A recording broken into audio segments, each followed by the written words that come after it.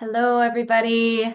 Good afternoon or morning, depending on where you are. Thank you so much for joining us today.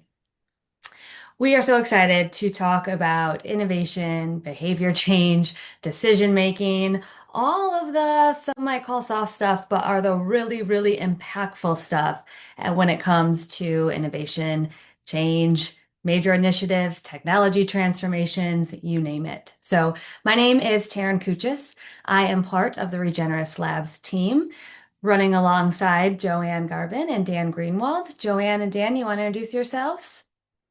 Sure. I'm Joanne Garbin. I am one of the instigators of Regenerous Labs, along with Taryn and Dan.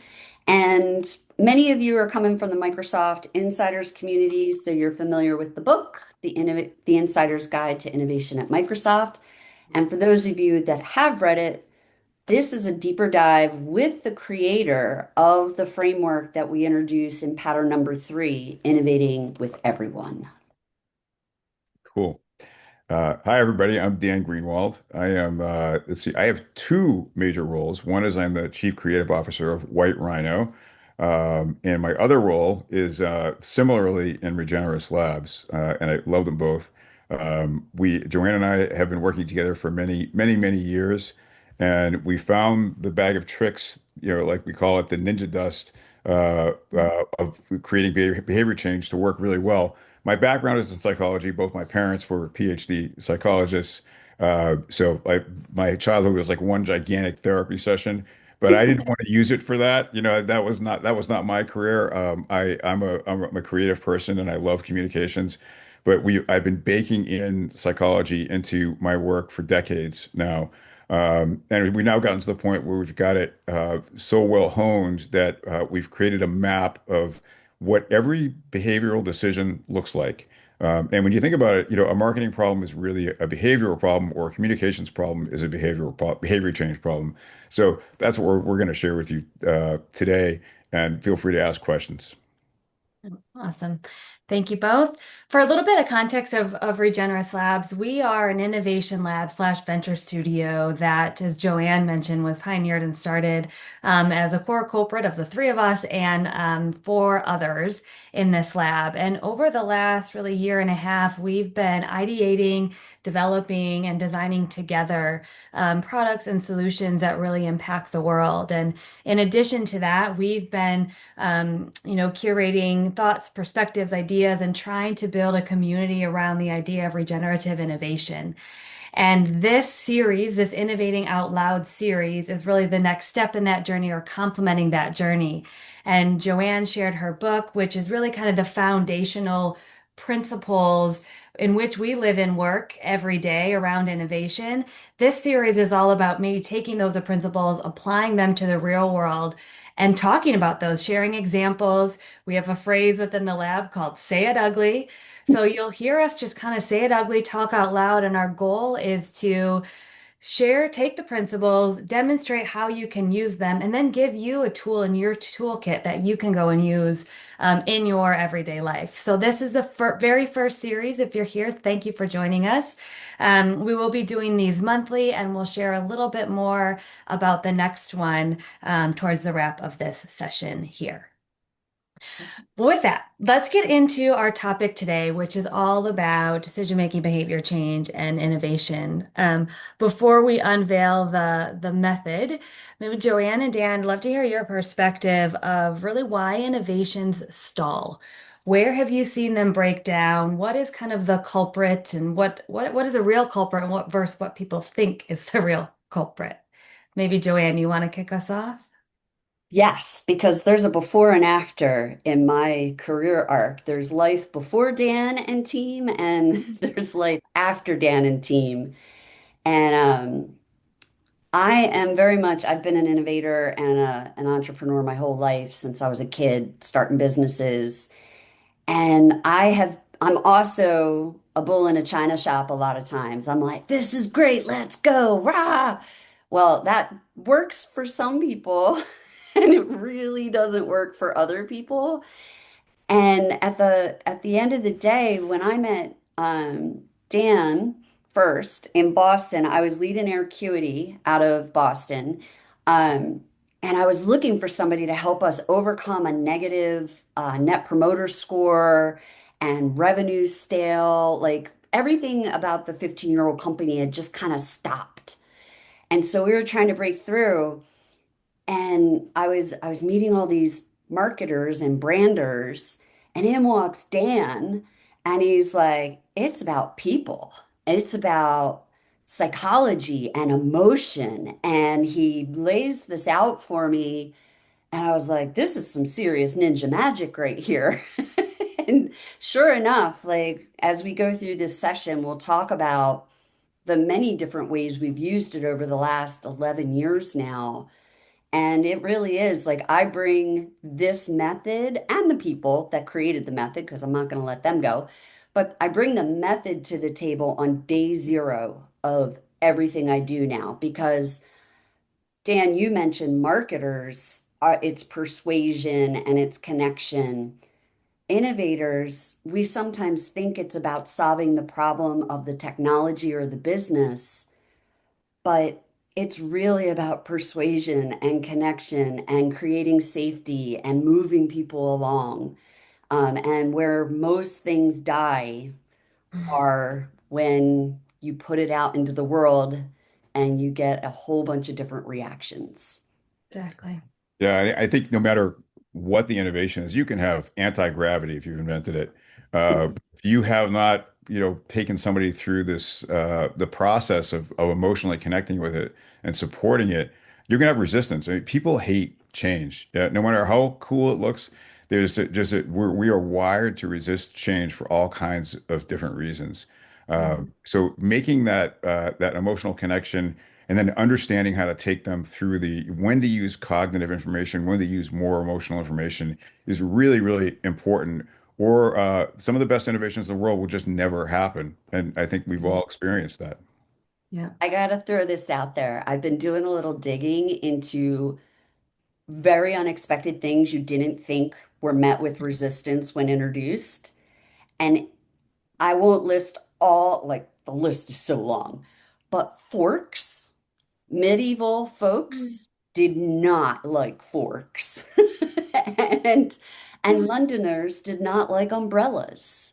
Mm. So it just goes to show you, like, even the simplest interjection of change can be met with real resistance. Hmm.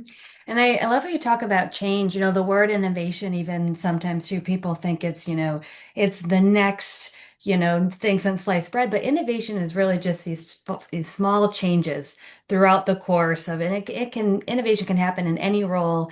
It's really a change or a different way or a better way of doing something. And so when you think about it, it's like connecting with the people that are impacted by the decision or the idea is really the culprit of the pinpoint area of where a lot of these change initiatives, aka innovations, fail or break down. And if you just take a moment and kind of reflect and you think about, right, the last change you were either a part of or initiating or receiving, how much of it was about the idea itself versus how much of the conversations you had or were a part of with how people were going to react and how do we need to communicate this and what psychological barriers do we need to unpack. Yeah. Maybe this crew is really advanced, but normally the answer to that question is extremely weighted, heavy on the idea and the technology and the tools side of it, and kind of underweighted on the people side. And Yeah. some And people need to and be it support. Oh, pigeonholes sorry. you. It pigeonholes you down into incrementalism, because you're right. It is about little changes that can happen everywhere, but even um, not little changes in what the innovation is. Like you can have transformational innovation and it just needs a little reframing. That's the Hmm. little part. And Hmm. I love to point out the quote in the book from Julia Lucen, who leads the developer division at Microsoft. It's non-innovation until it's out in the world changing people's lives. Hmm. If you're not creating value for other people, it's just an invention or an idea. And so you have to deal with the people. Hmm. Go ahead, Dan. I'm sorry, I cut you I off. was just going to say, sometimes I think for innovators, it can be very shocking to, be feel like you're presenting something that's earth-changing, earth-shattering, and only to be met with a lot of blank stares, and then worse than that, resistance. Ability. Uh, so it really helps to understand what might be driving that resistance, what are the obstacles, and then what are the push points from an emotional standpoint that can get somebody on board. And it really helps to do some homework up Yeah. front. Awesome. So, Dan, you and the team at White Rhino recognized this, right, a while back and started seeing patterns, and over time developed really a framework in which you could follow a journey and kind of map the decision process in which every person goes through big decision, small decision, subconsciously, consciously, right, to a framework. So, Dan, tell us about how you guys came up with that framework, some of the background behind it, and then when you get ready to talk the details, I will share the framework on the screen so you all listening can see it too. Sure. There are some pretty well-known psychologists. One of them famously is Prochaska, and he had created a model of change. And actually, interestingly, he based it on what it would take to quit smoking cigarettes. And that's, if you can get somebody to make that change, then you can make almost any other change. And he basically mapped the process to get there. What we found is when we started implementing these types of ideas in the real world, it didn't exactly map to the real world, but there were a lot of pieces that we could use. So we used our own real world experience and our own research, and we put together our version of this journey map that you're about to see, which tries to make it pretty simple and map the emotional and cognitive journey that people go on to make decisions. Now, this usually works best with the more complex the decision is, the better. For example, it's a lot different if you're buying a pack of gum than if you're buying an enterprise software solution, for example. But the other interesting thing about this process, which I'm about to show you, is that much of it is it's not even conscious to the person going through it. Um, they may be conscious about it to some extent, but you really have to point it out. So, and in the case of a pack of gum, it can happen in an eighth of a second. In the case of that longer purchase, it could be 18 months. And it's up to you. If you understand the process they need to go through, then that's all that matters. You can get them there. Awesome. Here it is. Okay.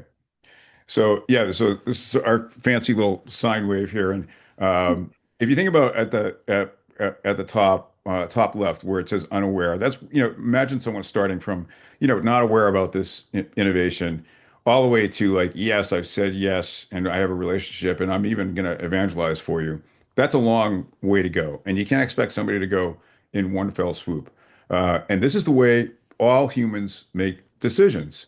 And it's now depending on a persona, whether you're a CFO or you're an innovator, the stops along this journey will be a little different, but they are still the same journey. So, well, if across the middle there's that dotted line which represents the difference between emotional and a cognitive state. Anything above that line is emotional territory. Anything below is cognitive territory. So in the very beginning, you will not even make it onto somebody's radar screen unless you are creating an emotional connection. That has to happen. It's got to be a positive emotional connection. And notice how it's higher than the rest of the graph. It's a little bit like a roller coaster. What goes up must come down. So this is the highest that someone will be if you do your job right. And this will push them through the entire journey because they want to believe this. And I we'll give an example of how this worked, but I just went through this process buying an electric car, and it was interesting.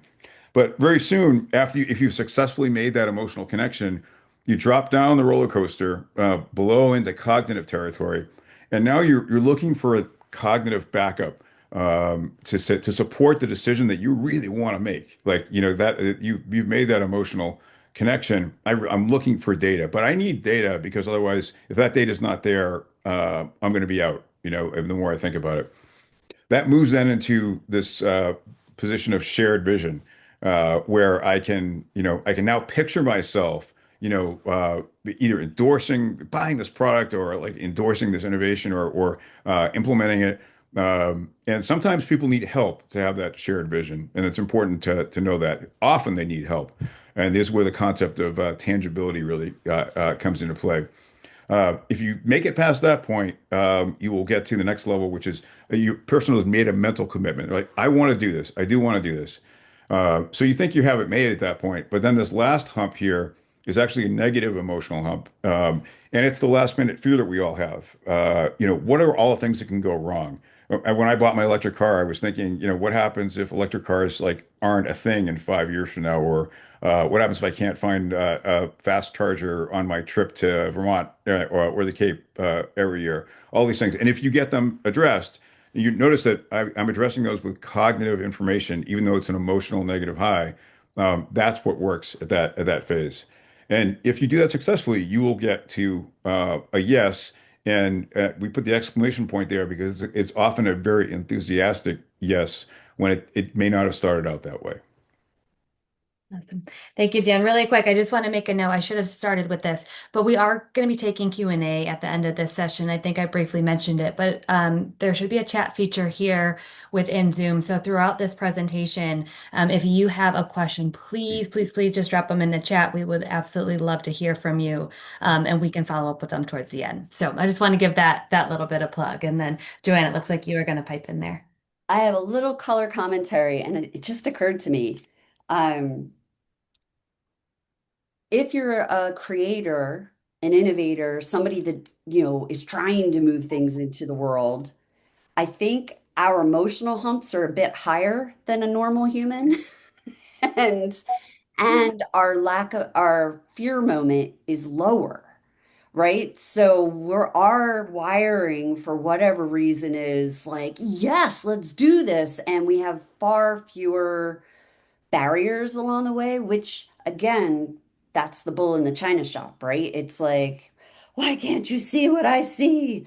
But Mhm. then it's not better or worse, it's just disposition, right? Mhm. Like I'm going to be slower about other things. Like you put me in a toothpaste aisle, I can't make a decision. I have no emotional connection to it. And I stand there like I have no idea. So just something that popped out to me. I'm like, oh yeah, yeah, yeah. Our I think home it's I think much it's a good bigger. point.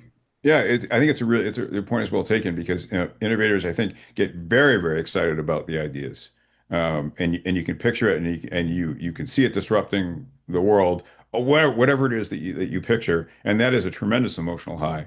Yeah. And that is what carries you through the entire rest of the process. That level of optimism, and we all know it's never a straight line. There can be some painful moments in innovation. Mhm. Some. Many. And I think the key is having that awareness that your emotional high is at a different level most of the time than the people around you who you need to make that innovation a reality, whether it's support, whether they're a dependent partner, whether they're a funding partner, whatever it may be. We also know innovation doesn't happen in silos. And so understanding your own, curve and how you're processing the idea, and then always comparing and contrasting it to somebody else. And so this is also somewhat linear with time, right? Usually like the first time you're introducing an idea or a concept or a solution to somebody, you're really aiming to get them as high up in that emotional high as you can, right? So if you correlate it to kind of the steps, it is somewhat linear, and this is what they're going to go through. And how do you restructure conversations, engagements, meetings, etc., to match where they might be feeling? And so an example of that, meeting number one is you just want to wow them, right? You just connection number one, the opportunity you have, you want to get them as high up on that cliff. And then the second time you meet, or even in that session, they're probably going to swoop down. So how do you back that up with some more just data and information to kind of combat that cognitive thinking? But you can see how that would play out through a discussion. We have a pretty bigger example that we'll share as it relates to some of the work that we've all done together in the data center of the future. But Dan, you had mentioned the process you went through in purchasing a car, and I think that's a really fascinating one. Can you share that really quick before we jump into the data center example? Yeah, I'll share it quickly. This is going back like years ago, maybe 8, 9 years ago, when electric cars were not nearly as the thing that they were. And I remember reading a magazine article, and I saw some pictures of, at the time Tesla had sort of rethought the electric car, and I thought, wow, I'm a very visual person. Now these things look really cool. I kind of like that. So I was starting up the emotional curve. And then one Father's Day, my kids convinced me to take a test drive of a Tesla, and so I reluctantly did it because it's a hassle to set all that up. And I will say that that test drive was like one of the most emotional moments of my entire life. Like here I am in this car that's 0 to 60 in 3 seconds, total silence. Everything is it backs into the space by itself. It drives itself. It just felt like, oh my God, this is, I'm a techno weenie too, and I was all in. So I walked away from that place, with an incredible sort of like buzz on, like a natural, like I wait, no, I got to get one of these. And so I get home, tell my wife all about this, and she starts peppering me with questions like, can we fit our 5 kids in this thing? Where do we get it charged? Do we have to? Is it going to cost us more money to charge it at home? Are we going to be able to make our trip to the Cape without stopping? What happens if we get stuck? Blah blah blah. All these things, and I didn't have the answers to this. And I was like, she's right. I was a little irritated, but I knew she was right. So I was Mhm. determined to get the answers, and I did find the answers, and we sort of came to that shared vision together, and we agreed, and then I went through that last minute hump after I sort of made the mental commitment of I want I really what happens if something goes wrong, and that's where I had all those feelings about what could possibly go wrong. Turns out some of them actually did go wrong. And by the way, I did not end up buying a Tesla, but that's a whole other story. But I didn't really realize I was going through the process. But looking back at it, I can see it very, very clearly. That's great. I wanna pull out one detail that we kind of skipped over in the curve, and we Pull it illustrate back this up. in the book. Um, Underneath that curve are those trust levers, and this is the Judith Glacier work of how to build trust systematically throughout the unaware to relationship progression. And the reason I want to bring that up is what happened between you and your wife is you had the emotional high. She was still back at the beginning with Mhm. zero perspective, no trust established, didn't have the emotional high of driving the car. And so you walked into cognitive country, without any priming. And that's something that a lot of innovators and change makers face. They get brought into a company or they get hired into a new role or a new team. And if they don't take the time to build that trust, build that enthusiasm, if they head right into cognitive country, you're digging out of a hole. Like you can see it on the graph. Like you've got to dig back up to ground level. And it just you hear it all the time when they talk about CEOs, new CEOs coming into the company. They got to listen for 6 months. It's Mhm. like, yeah, like the story we're going to tell about the data center of the future was I was brought in from the outside world to help bring me and my hand talking. This is why I hold something when I'm on these things. Um, I was brought in into a very well established organization of experts that knew how to build data centers, and I was the new person. I spent 6 months, met with 200 people inside and outside, and partners and communities. That was all to help establish trust before we met them with something exciting, right? So, but that is Well, ninja magic Critical. I learned from this process. I think that's a great segue, Joanne. So just to kind of piggyback off of that, and I'll ad lib for you, and you can plug in. You just mentioned that everybody, within Microsoft was focused on how to build better data centers. And you came in, but actually the question, one of the many questions you were wrestling with, does anybody want one of these in your community? And that was slightly different, approach or question. And so you were in the exact scenario that Dan and his wife were in, but within a massive organization and a major, major decision behind it, that you were at the emotional high because you knew the answer to this question was actually no. And you were so excited about what the future could be and, the possibility to change the answer from no to yes with this question. But many of the leaders who were collaborating with were at the start of that curve, right? They weren't there yet. They were focusing on how to build a better data center. And so I think as we talk about this and we go into that example, that's a really great framing of where you found yourself. And then we can talk about the partnership of how the curve was used because, behind this is this question here. The number one problem was how do you convince, 12 senior leaders that changing the answer from no to yes is worth investing in. And I'll foreshadow just a minute here. It was really to treat all of them, right, as in unique individuals with 12 different approaches, knowing that each one of them had their own independent psychological curve and decision making behind it. So with that framing, Dan, Joanne, like tell us the story of what was done, how the curve was used, and kind of the results at the end of it. Yeah, I think that's those two slides kind of sum it up. Like there and I will just say it was, speaking to 200 people, collecting. This is the diverge part of the diverge, converge, synthesize. That's that foundational block of innovation. The divergence was, I know these are all brilliant people that have thought about what to do and what they would change if they were allowed to change. And so the last thing I wanted to do was come in and be like, this is what I think we should do. I wanted to hear all of the things they had learned over 15 years of building these things and all the things they would change if we went back to blank sheet of paper. And so that discovery process gave us just so much information to work with. And then people and quotes, and it was all the voices of everyone involved.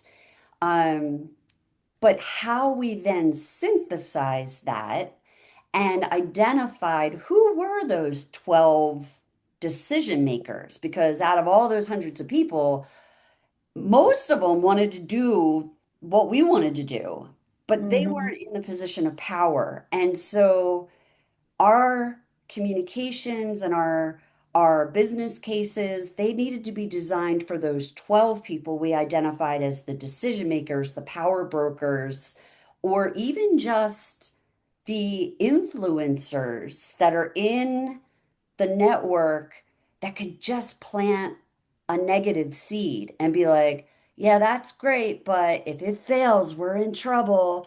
Like that little seed, you don't want that seed planted because that could Mhm. just, you could do 5 years of work and then have that tree bloom and you're screwed.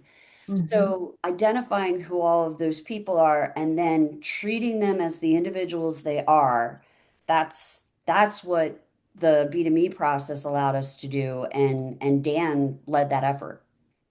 Yeah, I would like to add that one of the particularly interesting challenges is that the innovation team that you led that sat within the operational arm of the business. So think about that. You're in the middle of this group of people who is probably very resistant to change. Not probably, definitely. They've been spending their entire career, most of them have an engineering background, around building something they know how to build, and they know how to build really, really well. And we're asking them to go back to a blank sheet of paper. Okay, that's not going to go over really, really well. So that's from a psychology standpoint, understanding that they I think it's really important that, as Joanne said, to establish trust first. Um, and then I think the next thing that needs to happen is understand that Joanne's team, we care about the things that benefit you and that will help you. And for example, in this case, there just needed to be exponential growth with data centers. And the one thing that really was never addressed, and Joanne, you can speak to this better than anybody, is this idea of NIMBY, not my backyard. Uh, Yeah. what was that like? Yeah. And a little asterisk, they're engineers. They want to solve the problem. They designed the requirements they're given. They have leadership that isn't incentivized to risk. Their leadership is incentivized to deliver with as little risk as possible. So it's systemic. It's not this like Gil, I think, is on the line. Gil and I were traded notes yesterday. Our behavior is very contextual to the environment that we're in. And the systems and the structures of that environment, they give us constraints and opportunities. So Mhm. that was to be in an operational org where every day your hair's on fire, you got to keep the thing running 24/7, and the structure of the organization is not built for risk, right? So there's just a lot of variables in play.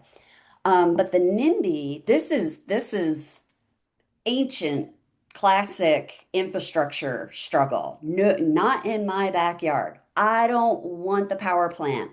I don't want the wastewater plant. I don't want the wind farm. I don't want to see the garbage.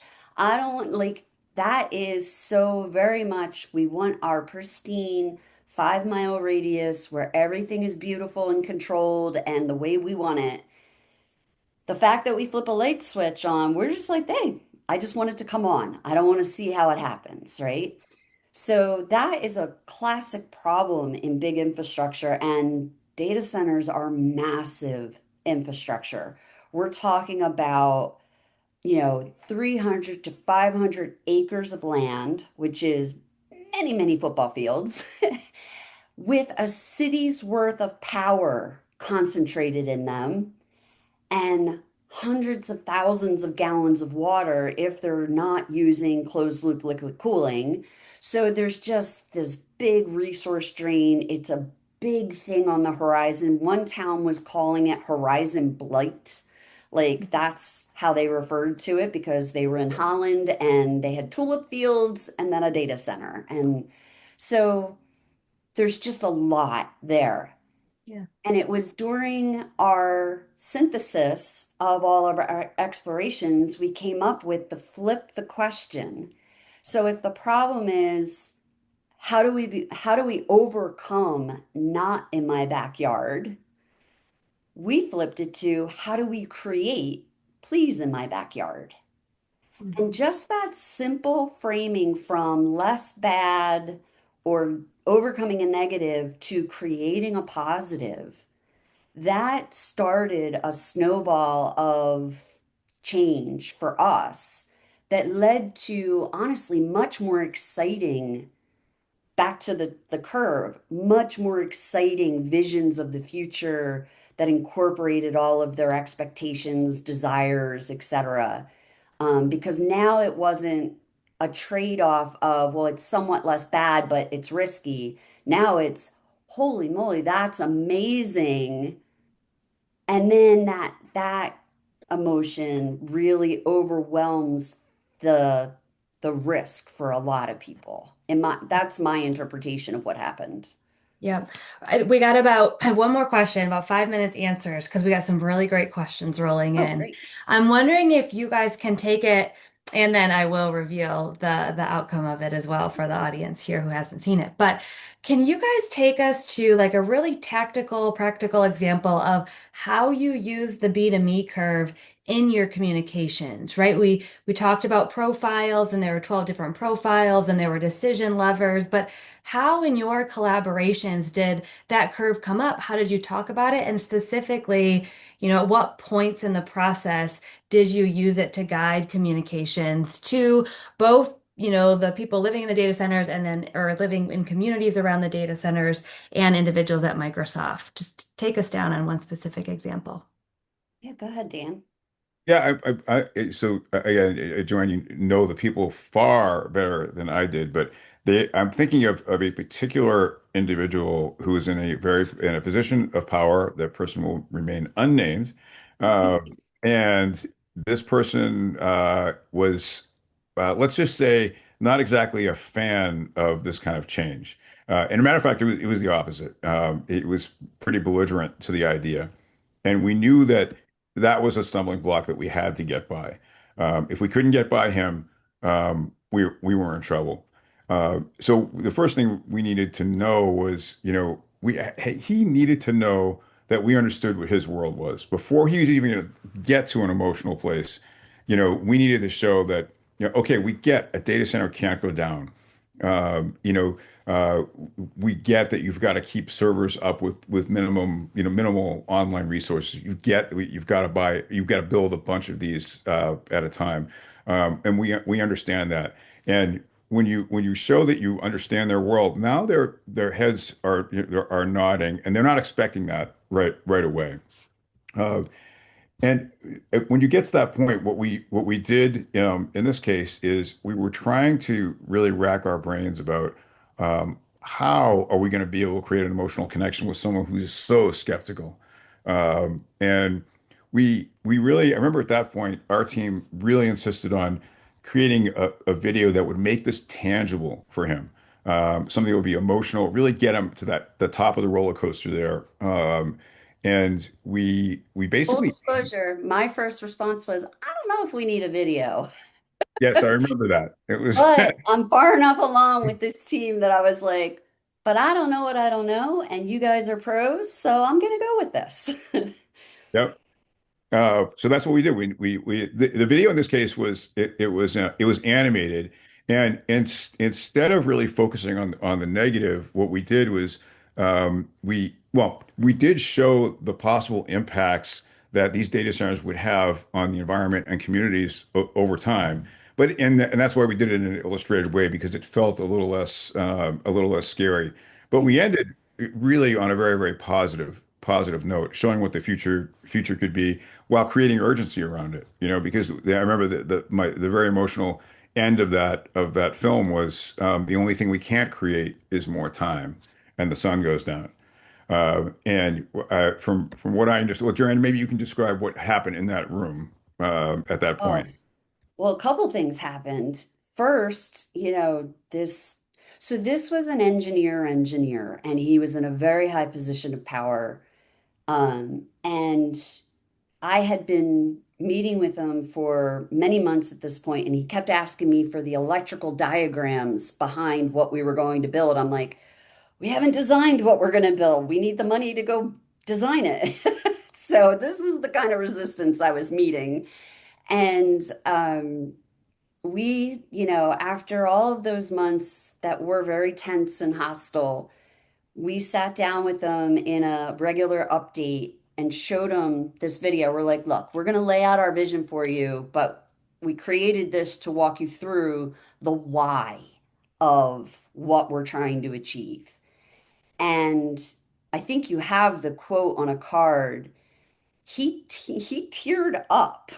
Like but I was blown away. Again, I was skeptical about us needing a video, but I've since come to learn about the combination of music, words, and images and how powerful they are as mechanisms. Um, and this was by the end of that 3-minute video, I think it is, um, that was the response. And he talked about how he wants a positive legacy and he has a daughter and he wants her to be proud of him. And all of these personal, emotional things came out and led to this statement. Um, couldn't have asked for a better result on a video. And it was helpful because we had done some homework to try to identify some of the psychological characteristics of this gentleman, Yeah. and we knew that he was very much a family man, and we anticipated that this might have an effect on him. We didn't realize it would be to the extent that he would be crying at the end of the video. Not Uh, crying. I but wouldn't put that out there. But he did a yeah, little tear here up. you go. I'm sorry. That's for a man. That's crying. Yeah, exactly. And then that video went on to become the public facing video of cloud ops sustainability. That was the really unexpected thing that marketing and PR got a hold of it and wanted this to be the message that Microsoft put out. That's why we're able to share the video on my LinkedIn and on our website. Like a lot of the visuals and everything that we share, they have to be in the public domain. Um, And we will make sure to share that as a follow-up so you can watch your version of it as well. It's very impactful. But I think that was a great example of you understood the curve and the journey that, he was one of 12, but then one of 12 we're going to have to go through in order to get a yes to the funding. And so I think it was understanding that we all humans, we meaning humans, every single one of us goes through that journey and understanding like how can you communicate things that are going to resonate both with the emotional part of all of us and with the cognitive part of all of us. And so that was one tactic. We could spend hours talking about all the others and the journey. And I know that Dan and Joanne would love to unpack it more. But we have a lot of good questions to get to. And I have to show you where we got to. So you remember that vision of the data center and the question of, do you want this in your backyard? All the work with the B2Me curve and everything we just talked about was the process in which Joanne, Dan, and our teams went through to get the internal team at Microsoft to say yes to investing in what a future could look like. Because there was a lot that was going to go into, figuring out what does a new data center look like? What does a data center have to be for people to say yes to? There was engineering, there was design work, there was experience work, etc. And so once the yes, yeah, Procurement, oh yeah, like legal, it environmental. was massive. But that funding ultimately helped create this vision. And so you see of had the team not understood the psychological barriers or process that a dozen individuals would have to go through, this vision for the data center of the future wouldn't exist.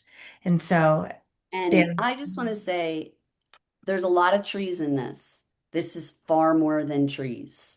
We Mhm. redesigned every element except for the racks of servers themselves. And that was key to achieving this. And it did take all of those hundreds of people's input and experience and lessons learned. It really was a synthesis of the entire organization. And then we had to build a roadmap to get there. But a lot of people look at the trees, they're like, oh, great, it's a green building. It's like, there's no building. Look, So just it's something else I want to green, but mention. there's no building. Karen, if you don't mind bringing it up for just one Yeah, of one second, course. I just want to mention something quick, and I know there's some questions, but you'll notice there's a timeline on the left, and you remember the part of the curve where we talk about having a shared vision. Well, one of the ways to create that shared vision is to show someone tangibly what something can look like step by step. So if you were to click on the initiation of the project button on the left, you would see, basically a barren piece of land. It looks like a parking lot.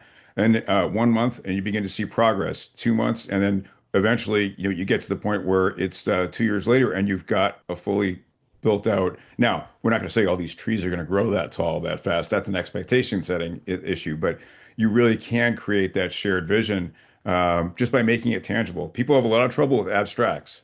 That's another thing to really be concerned about with when it comes to that journey map. And we talk about it in the book. We say, you've got to get them excited with the big vision. That's the end state that we all want to run toward. And then you got to go back to the beginning and lay down stepping stones. And then you got to celebrate each time you achieve that stepping stone. You don't keep going back to the big vision. You kind of go there once in a while and say, yeah, we're still on path. But you celebrate, hey, look what we just did. We made the first step. Awesome. Second Mhm. step. Yep, Awesome. that's right. Yep, and people see things in shades of gray, so that's how change happens. It's not. Oh, yep, I'm in. Yeah, It's a exactly. gradual process. Yep. Awesome. Um, we have four great questions. We'll see how many we can get to. Either way, if we don't get to all of them, we will follow up with Q&A answers via text. So please, please, please keep sending them in if you have more. Um, the first one I will read, and then I'm going to ad lib a little bit and add some color to it and add some of my own questions. So the question, as it was submitted, is where do you see the most significant difference for this process when it's creating an organization versus creating a product? Mm. And then the part two I'm going to add to that is, this data center of the future is a massive undertaking. And so it is extremely credible to the process and the success of it. What about scenarios that are maybe smaller, which is almost everything, than the data center of the future? How relatable is this process, whether it's in product organization, and just talk about the varying degrees of kind of transformation and innovation, and if there's differences between organization, product, and scale of the innovation. Right. So I'll start, Dan, but I want you to really Yep. run with it. The fork wasn't met with resistance because they'd never seen a fork before. They had pitchforks they were throwing hay with in the medieval times. The fork was about people and their expectations of how they ate and what dinner was like, and they used their hands and they ripped meat apart. And it doesn't matter if it's a massive technology or a tiny technology. And in fact, 90% of the value you're going to create, or more, or I'm going to say 90%, most of the value you create in innovation comes from all the stuff around the technology, the systems and the pricing and the marketing and all. So it's the same process because people are in that process. That's my big takeaway. Yep, I agree. It just so happens that my little brother is in human resources for a large company, and he loves the B2B process because there's nothing more difficult than culture change at mass scale when you have 20 or 30,000 employees, or like Microsoft 100,000 or more. How do you make that happen? So he actually has baked that into his practice, and he does it very differently than most organizations do it. And he notices it especially when there's some sort of real organizational shift. Maybe a new company got acquired that really, people are having a hard time fitting. That's where you have to be able to paint that picture for people about what this is going to look like. If you don't say anything, it's a vacuum, and people will fill that vacuum with whatever they want.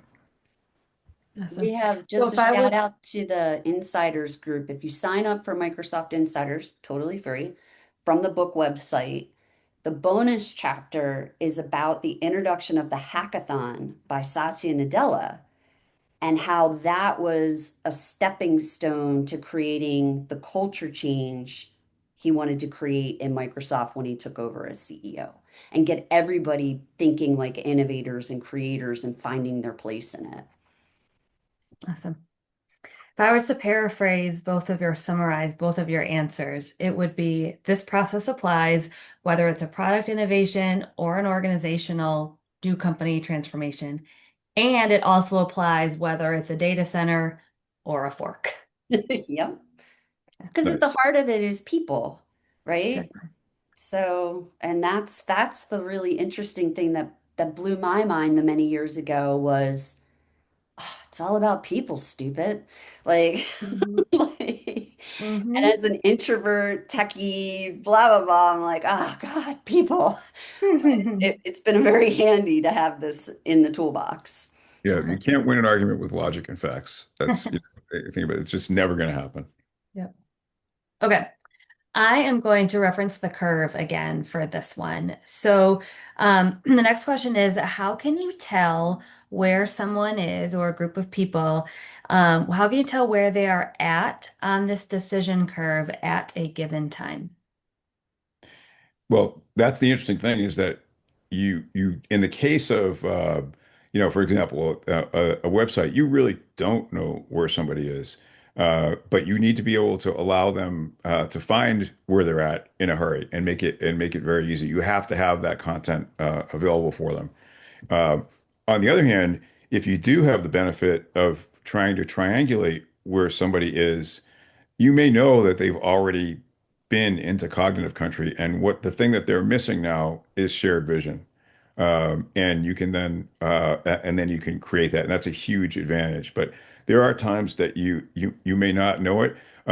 We do audits for clients sometimes, and we can tell where people fall out of the journey because they don't have enough of a particular type of content. Like the most common ones we see is that they're not able to counter that last minute fear, or they really don't get the emotional connection anywhere close to as high as it needs to be. Those are the two big areas. Most organizations have plenty of the cognitive stuff at the bottom. Yeah.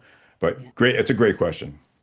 Yeah. I would say the way I've learned to do it is Um, there's the technical way I do it, which is sentiment analysis, looking at the words people are using, whether they're adopting our language and sharing the co-created language. We talk a lot about language in the book and how important it is to establish words everybody understands together. Um, but then I also look at who's showing up, who's responding to my outreach, who's looking, I remember getting on a call with one senior leader and then being like, oh, I'm so excited. It's Joanne time. Okay, I got that one. Versus somebody showing up 5, 10, 15 minutes late and then not even giving a reason why, right? Like, because there's all kinds of reasons why they could be late, but if it's just they're just not really keen to show up, I still got emotional work I got to do. So it's more about observation and really listening intently and watching intently of those people around you and getting better at the observation. Yeah. I'd also add to that, it's focusing on the questions that they ask. So I think one important thing to remember is everybody starts at the far left of this curve. So the people who you're collaborating with, you may have been collaborating with them for longer, right? So they saw the idea first and went through that emotional connection with you. So they may be farther along, but everybody goes through this. So with the first time is you kind of, if you were to map all your stakeholders of people who you need to support the idea, move the idea over, adopt the idea. You can kind of map when the idea was introduced and then kind of think back to their own personal journey of where were they when they first heard about this idea? How was it presented to them? Did they get that high emotional connection or was it kind of a blip in the radar and they went straight into cognitive country? And then you can really tell some of that observation of if people are adding on to when you're sharing a vision about how it excites them and their own ideas, they're at that high emotional connection or even that kind of shared vision stage. But if they're asking questions about what's the ROI on this, what is it going to take to really to really get this over the finish line? How do I prove this? What could hang us up? Right? They're in that cognitive country, right? And Dan, I really want to go back to something you said at the start of this call. The goal is to get that curve, that first emotional connection curve, as high as you possibly can, because in theory, everything that happens after that kind of diminishes that curve.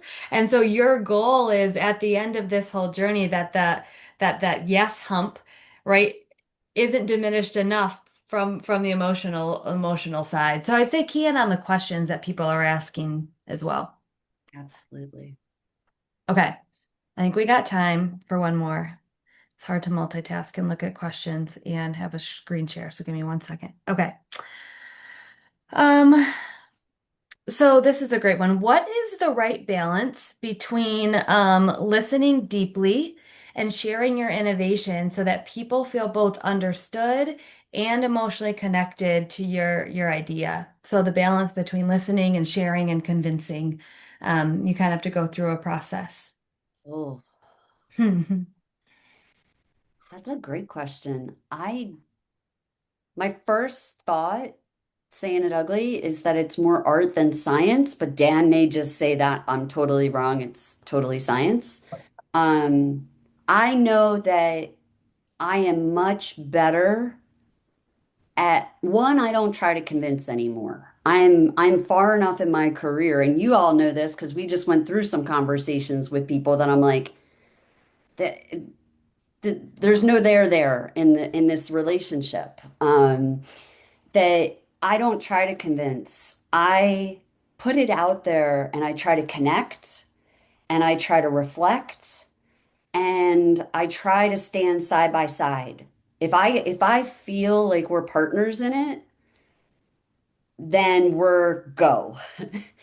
And if I don't feel that partnership, either because they're not there or I'm not there, then I've learned in my career that my time and energy is spent better elsewhere. But I know not everybody has that option to opt out, but I do, you can temper your own expectations of what's possible to be done. I think this is also where, in the case of a conversation with somebody, if that's what it is, very, very active listening will really tell you exactly where somebody is. Because you can tell if they haven't made that emotional connection, if they're sort of dwelling on on kind of in your mind, the wrong stuff. In their mind, it's not wrong. It's what they think. And that's where you would spend the balance of your time. And to me, I would reframe the goal too. The goal is not to get that person all the way through this journey in that conversation. The goal is to get them to the next step of where they need to be in that journey. Let it sit and then come back to it and revisit. Yeah, one more little tidbit from the book and from another book I love, Primal Intelligence, and another book I love, stretch. People step and they stretch. Almost nobody is a cliff diving leaper. Those people are a special subset of people. So just try to help people step forward and stretch into the future, but don't expect them to just jump over a chasm. Awesome. Well, thank you both so much. We have a handful of questions that we will respond via email along with the video as well. And thank you to all attending. One last 30-second mention is we want to give you a little bit of a sneak peek of what next month's session is going to cover. So you can look out for that. So Joanne, maybe give us a 30-second teaser and then we can let everybody go and end on time. Yeah, super excited to have my co-author, Dean Carrigan, join us. After we released the book, he moved out of Microsoft Research into Microsoft Core AI, and he is now tasked with helping 5,000 Microsoft engineers transition to being AI first. So he is No small feat. learning a ton about how to navigate this change. Awesome. So that will be the topic. And to Dan and Joanne, thank you so much. Thank Thanks, you. It's Aaron. fun. Thanks, everybody. Thank you.